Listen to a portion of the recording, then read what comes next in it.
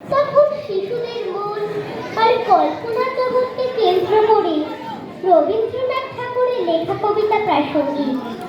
তাই তো আমাদের নিবেদনে শিশুদের কেল্লায় প্রাণের ঠাকুর রবীন্দ্রনাথ ঠাকুরের শিশু ভোলানাথ কাব্যগ্রন্থের কিছু নির্বাচিত কবিতা। যখন যেমন মনে করি তাই হতে চাই যদি, তবে আমি এক্ষুনি হই ইচ্ছামতি নদী।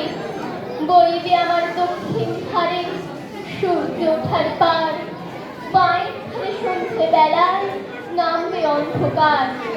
আমি চলি মনের কথা দুই পারেরই সাথে, আধের কথা দিনের বেলায় আধের কথা রাতে। যখন ঘুরে ঘুরে বেড়ায় আপন গায়ের ঘাটে, ঠিক তখনই গান গেয়ে যায় দূরের মাঠে মাঠে। গায়ের মানুষ চিনি যারা নাই সে আসে চলে, গরু মহিষ নিয়ে যারা সাঁতরে ওপার চলে। দূরের মানুষ যারা তাদের নতুন করবে, নাম জানিনে দাম জানিনে অদ্ভুতের এক শেষ। জলের ওপর ছলমল টুকরো আলোতে রাখি, ধীরে ধীরে পুরীর নাচন হাত দাঁড়িয়ে আর হাতি। নিচের তলায় তলিয়ে যেথায় গেছে ঘাটের ভাব, সেইখানিতে কারা সবাই সে চুপচাপ। কোনি কোনি আপনি মনে করছে তারা কে কে, আমার ভয় করবে কেমন ডাকাতে সেই দিকে। গায়ের চিনবে আমার কেবল একটুখানি, বাকি কোথায় হারিয়ে যাবে আমি কি জানি। এক ধারেতে মাঠে ঘাটে সবুজ বরণ শুধু, আর এক ধারে বালু চড়ে রৌদ্র পড়ে শুধু। দিনের বেলায় যাওয়া আসা রাত্রির সংসার, ডাঙা পানি চেয়ে একটি শিশুর সাথে শৈশবে নিবিড় যোগ থাকে যার, তিনি তার মা। মা কখনো খেলার সাথী, কখনো আশ্রয়। আমার মা না হয়ে তুমি আর কার মা কোলে, ভাবছো তোমায় চিনতেন না চিনতেন না বলে। মজা আরো হতো ভারী, দুই জায়গায় থাকতো বাড়ি। আমি থাকতে এই গাড়িতে, তুমি বাড়ির গায়ে। এই খালিতে দিনের বেলা যা কিছু সব হতো খেলা, দিন পড়লে তোমার কাছে পেয়ে যেতেন নাই।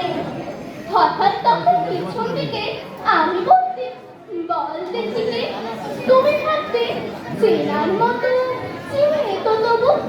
তখন কোলে ছাপিয়ে পড়ে আমি বলতেন গলা ধরে, আমায় তোমায় চিনতে হবে, আমি তোমার অবু। ওই বাড়িতে যখন তুমি আনতে যেতে জল, এই বাড়িতে তখন খাতে বল দেখিতে বল। কাগজ করা নৌকোটিকে ভাসিয়ে দিতেন তোমার দিকে। যদি গিয়ে পৌঁছতো সে বুঝতে শিকার, সাঁতার আমি শিখে নিতে, নইলে আমি যেতেন নিজে আমার পাড়ের থেকে আমি যেতেন তোমার পাড়ে। মায়ের পারে অবুর পারে থাকতো তফাৎ, কিন্তু কারে ধরতে গিয়ে পেত না গো, রইতো না একসাথে। দিনের বেলায় ঘুরে ঘুরে দেখা দেখি দূরে দূরে, সন্ধি বেলায় মিলে যেত অবুতে আর মাটি। কিন্তু হঠাৎ কোনো দিনে যদি বিপিন মাঝি পার করতে তোমার বাড়ি, নয় তো তোমার আজি ঘরে তোমার প্রদীপ জেলে, ছাতের ওপরে মাদুর মেলে বসতে তুমি পায়ের কাছে বসতো ক্ষান্ত বুড়ি। উঠতো তারা শাক ভাইতে, ডাকতো শেয়াল ধানের খেতে, শুধু ছায়ার মতো বাদুর কোথায় যেত উড়ি।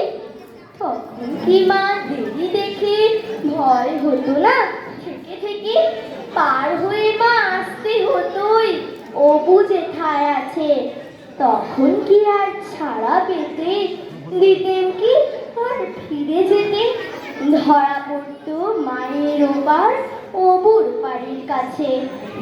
চুলের পাক হলেও রবীন্দ্রনাথের মনটা ছিল শিশুদের মতো, তাই ছোটদের অন্তর্মহলেই তার অবাধ প্রবেশ।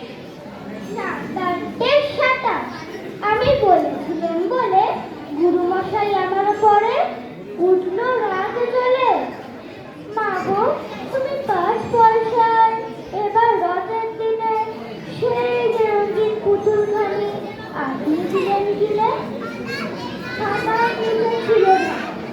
দেখালে এক ছেলে, গুরুমশাই রেগে মেগে ভেঙে দিলেন ফেলে। বললেন, তোর দিন রাতের কেবল যত খেলা, একটুও তোর মন বসে না পড়াশোনার বেলা। প্রবীণের কেল্লা থেকে শৈশবের কেল্লায় প্রবেশ করেছিলেন বলেই সৃষ্টি হয়েছিল রাজা ও রানী। এক যে ছিল রাজা, সেদিন আমায় দিল সাজা। ভোরের রাতে উঠে আমি গিয়েছিলুম ছুটে, দেখতে ডালিম গাছে বনের পীরভু কেমন নাচে। ডালে ছিলেন চড়ে, সেটা ভেঙেই গেল পড়ে। সেদিন হলো মানা আমার পেয়ারা পেরে আনা। রথ দেখতে যাওয়া আমার চিড়ের পুলি খাওয়া। কে দিল সেই সাজা, জানো কে ছিল সেই রাজা? রবীন্দ্রনাথ ঠাকুরের শিশু ফলার এক কাব্যগ্রন্থটি 1922 সালে প্রকাশিত হয়। মা, যদি তুই আকাশ হতিস আমি চাঁপার গাছ, তোর সাথে মোর বিনি কথায় হতো কথার নাচ। তোর হাওয়া মোর ডালে ডালে কেবল থেকে থেকে কত রকম নাচন দিয়ে আমায় যেত ডেকে। মা বলে তার সাড়া দেব, কথা কোথায় পাই? পাতায় পাতায় সারা আমার নেচে উঠত তাই। তোর আলো মোর শিশির ফোঁটায় আমার কানে কানে তল বলিয়ে কি বলতো যে ঝড় পলানির গানে। আমি তখন ফুটিয়ে দিতেন আমার যত কুড়ি, কথা কইতে গিয়ে তারা নাচন দিত জুড়ি। উড়ো মেঘের ছায়াটি তোর কোথায় থেকে এসে আমার ছায়ায় ঘনিয়ে উঠে কোথায় যেত ভেসে। কবিগুরুর সাথে সাথে আমরা সবাই শিশুলীলার মধ্যে ডুব দিলাম। অন্তর